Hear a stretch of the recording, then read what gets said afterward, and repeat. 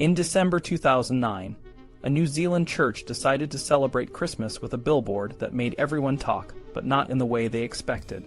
The billboard showed Mary and Joseph in bed, with Mary looking away and Joseph staring at the viewer with a weary expression. The caption read, "Poor Joseph. God was a hard act to follow." Within hours, the image was defaced with brown paint. People were angry, and the church faced heated criticism. The archdeacon defended the image, saying it was meant to challenge literal interpretations of the nativity story. But many found it disrespectful, and the image of Joseph looking tired and insecure became a focus of ridicule and sympathy. This modern controversy echoes an ancient debate that has been part of Christian storytelling for centuries. Medieval plays, like those in the N-Town manuscript, often depicted Joseph's doubts about Mary's pregnancy, exploring the human side of the Holy Family. These plays, performed in towns across England, delved into the domestic conflicts and emotional struggles that might have arisen between Joseph and Mary. The N-Town plays, in particular, are a collection of dramas that were likely performed by traveling groups.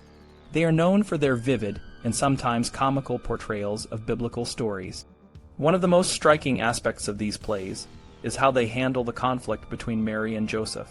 In the Marriage of Mary and Joseph play, Joseph is introduced as an old man, physically weak and self-aware of his limitations. He says, "I am so aged and so old, that both my legs are about to fold. I am nearly almost lame." This image of Joseph as an elderly, infirm man is not just a comedic detail. It serves a deeper purpose in the narrative. Joseph's age is a key element in the Joseph's Doubt play, where he struggles to understand how Mary could be pregnant and still be a virgin.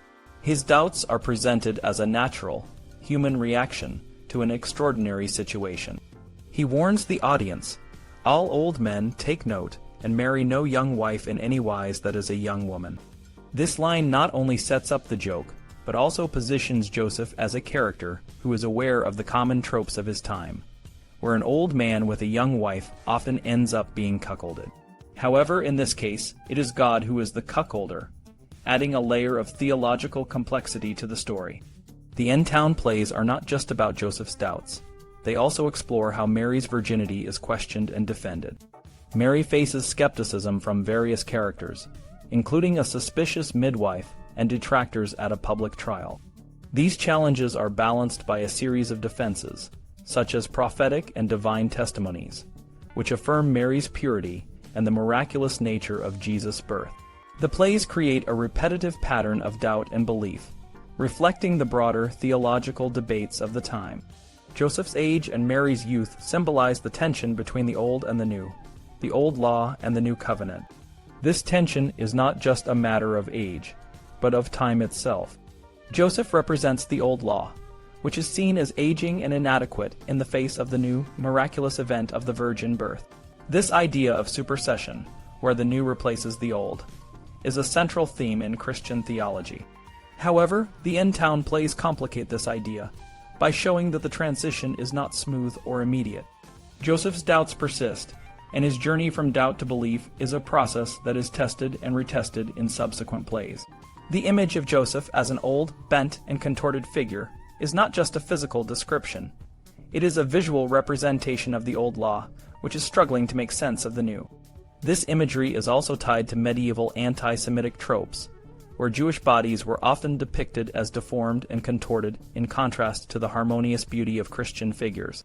In the N-Town plays, Joseph's physical state serves as a visual and symbolic reminder of the old law's limitations. The question of when and how history changes is at the heart of these plays. The coming of Christ is often seen as a moment that divides history into two epochs, before and after. However, the N-Town plays suggest that this transition is not a simple break, but a complex process of doubt, belief, and reevaluation.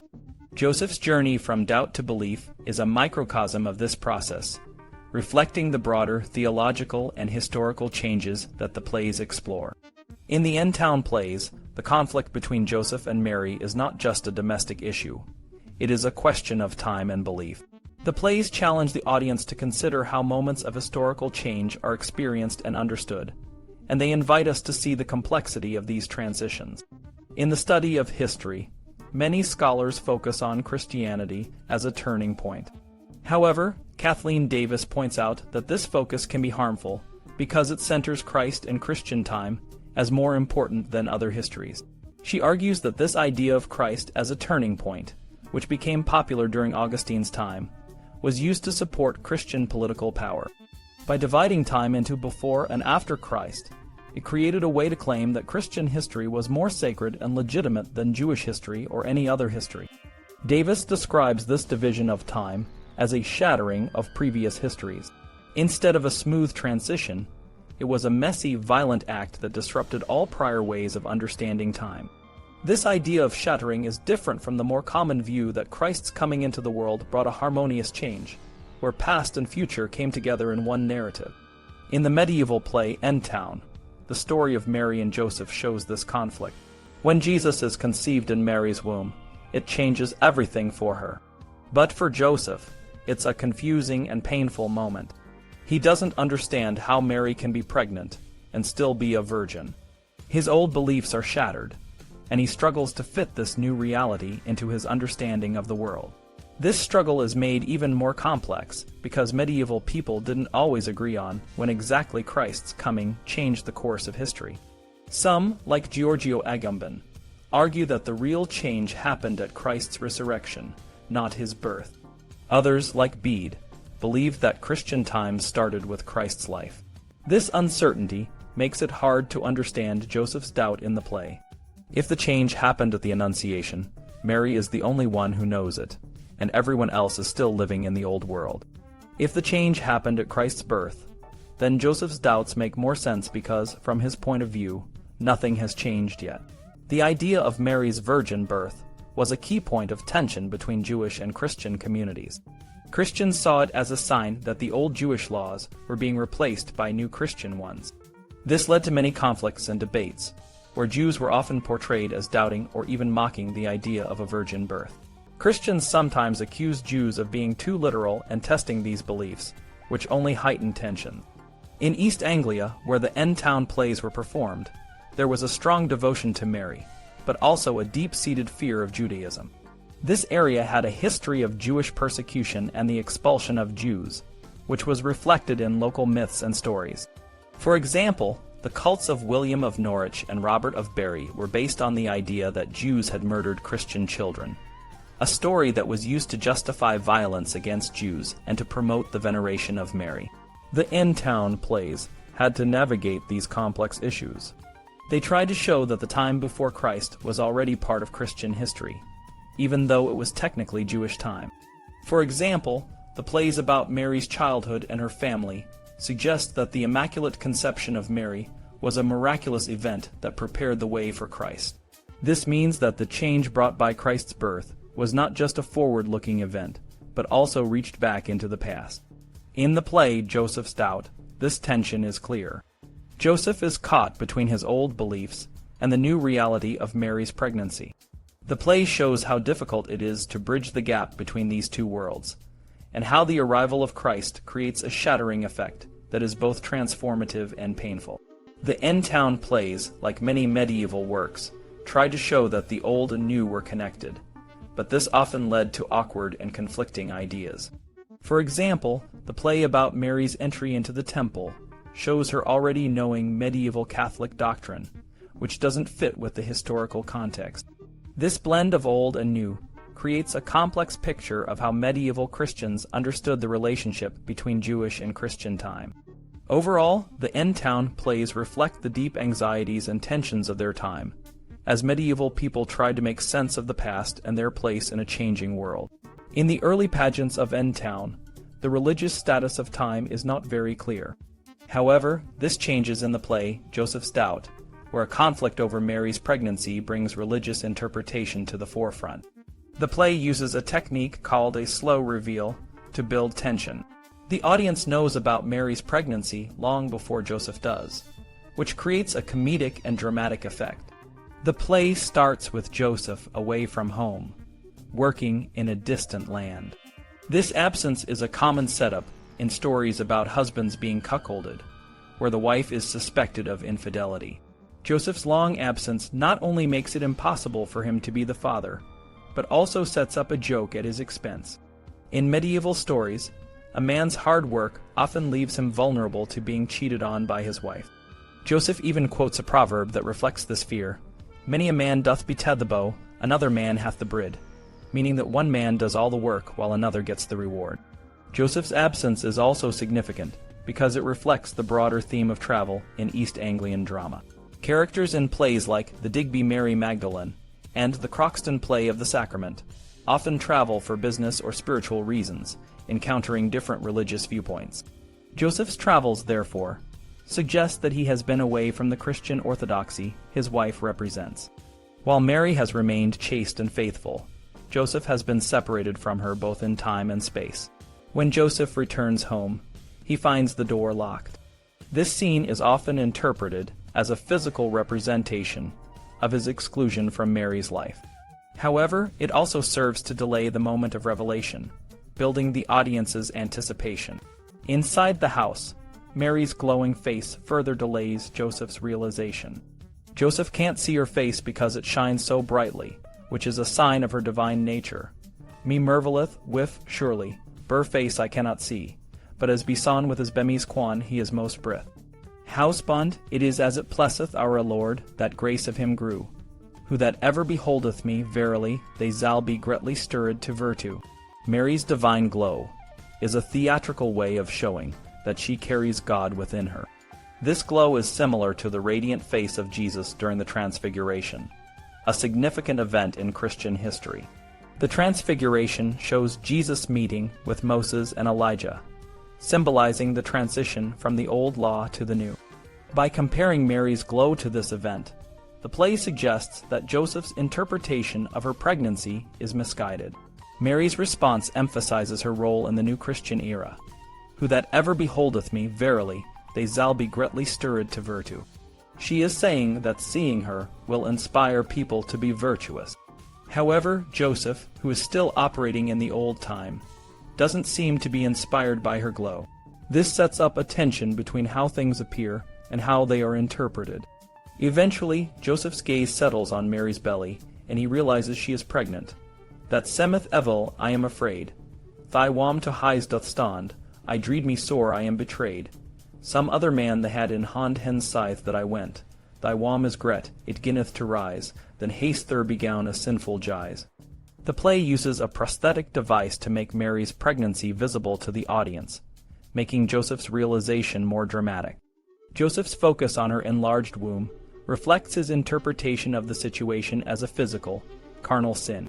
This reading aligns with medieval Christian views that Jewish theology was more carnal and literal, while Christian theology was more spiritual and symbolic. To counter Joseph's doubts, the play discredits his arguments. Mary tells him to amend Thauer mon, suggesting his accusations are unreasonable. The angel also emasculates Joseph by saying he is weeping, shile shrilly, linking him to the emasculated cuckolds in other stories. This strategy is used to neutralize Joseph's valid concerns and align him with negative stereotypes of both Jews and Shrewish women. Mary, on the other hand, sees her pregnancy as part of a larger spiritual narrative. She reads her body typologically, seeing it as a prefiguration of Christ's role in the New Testament. Typology was a way to interpret Jewish history as a precursor to Christian events. This approach helps resolve the tension between Joseph's carnal reading and Mary's spiritual one, teaching Joseph to see the miraculous nature of her pregnancy. In this play, the conflict between Joseph and Mary is not just about their personal relationship, but also about the transition from the old to the new religious order. Joseph's doubts and Mary's faith represent the broader cultural and theological changes of the time. The play uses humor and dramatic techniques to highlight these tensions and to teach the audience about the importance of faith over physical appearances. Mary and Joseph's story is one of transformation, especially when it comes to how they understand the events happening around them. In the medieval play End Town, Mary is often shown reading a book at the moment of the Annunciation, when the angel Gabriel tells her she will give birth to Jesus. This image isn't just a pretty picture, it has deep meaning. Mary is reading the Old Testament, specifically Isaiah chapter 7, verse 14, which talks about a virgin giving birth. She doesn't realize that she is reading her own story. But this moment is crucial. It shows that Mary is part of a larger plan, one that has been foretold for a long time. When Joseph, Mary's betrothed, learns about her pregnancy, he is confused and upset. He thinks there's no way a virgin can give birth, and he worries about what people will say. But Mary, who understands the bigger picture, tries to explain to him that she is carrying the Son of God. This is a huge shift for Joseph. He has to move from thinking in terms of the old laws and rules to believing in something new and miraculous. Eventually, an angel appears to Joseph and explains everything, and he realizes that Mary is telling the truth. Joseph's transformation is not just a personal change. It's a shift from one way of thinking to another, from the old world to the new. Joseph's journey is different from other characters in medieval plays, who are often shown as stubborn or resistant to change.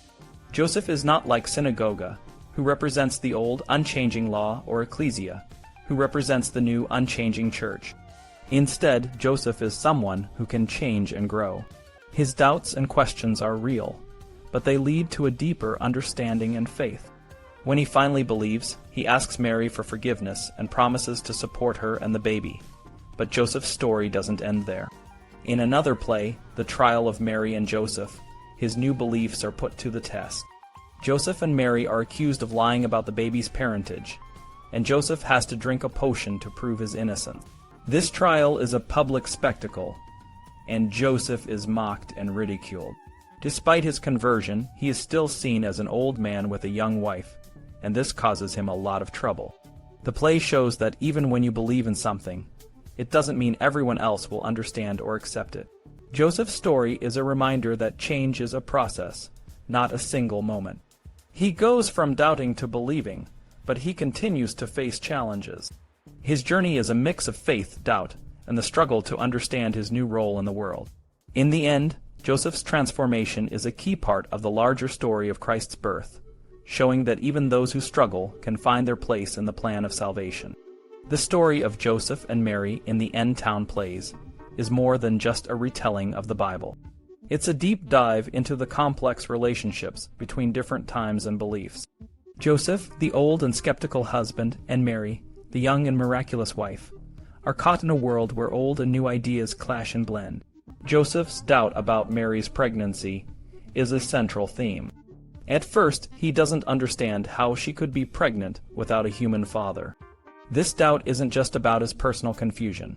It reflects a broader tension between the old Hebrew laws and the new Christian beliefs. Joseph, who is often portrayed as old and infirm, symbolizes the old order. Mary, with her miraculous pregnancy, represents the new, transformative power of Christianity. The plays show Joseph struggling to come to terms with this new reality. He's not just a doubter, he's a character who grows and changes. For example, in The Cherry Tree, Miracle, Mary asks Joseph to pick cherries from a tree that isn't in season. Joseph, bound by his understanding of natural laws, can't believe it. But when the tree bends down to offer the cherries, Joseph realizes that the world is changing in ways he never imagined. This moment marks a step in his journey from doubt to belief. However, Joseph's conversion isn't a one-time event. He repeatedly has to confront his doubts and adjust to the new reality. This ongoing process of doubt and conversion is similar to the way some later Protestant thinkers viewed conversion, not as a single dramatic moment, but as a continuous journey. This makes Joseph's story more relatable and human, showing that even in the presence of miracles, faith can be a struggle. The plays also highlight the importance of Hebrew laws and traditions, even as they introduce new Christian ideas. Joseph and Mary are part of a Hebrew community, and they follow the laws of Moses. This shows that Christianity, while new, is built upon and intertwined with its Jewish roots. This blending of old and new is a key theme in the End Town plays, reflecting the complex way that medieval people understood the relationship between different times and beliefs. By the end of the plays, Joseph has come a long way. In the Purification, he acknowledges that Mary's pregnancy and the birth of Jesus are not just personal events, but part of a larger historical transformation. He recognizes that the church, not the synagogue, is now the center of their lives. This shows that Joseph has not only accepted the new Christian reality, but has also internalized it, becoming a full partner in the Christian narrative. The End Town plays challenge the idea that the birth of Christ was a simple, clear-cut moment of change. Instead, they present it as a continuous process of refiguring and reimagining. This makes the story more dynamic and interesting, showing that the transition from Hebrew to Christian times was not a clean break, but a complex, ongoing negotiation. In the end, Joseph and Mary's story is about more than just their personal journey. It's about the way that different times, beliefs, and identities can coexist and influence each other. The plays remind us that even in the presence of miracles, the process of change is often messy and gradual, but ultimately transformative.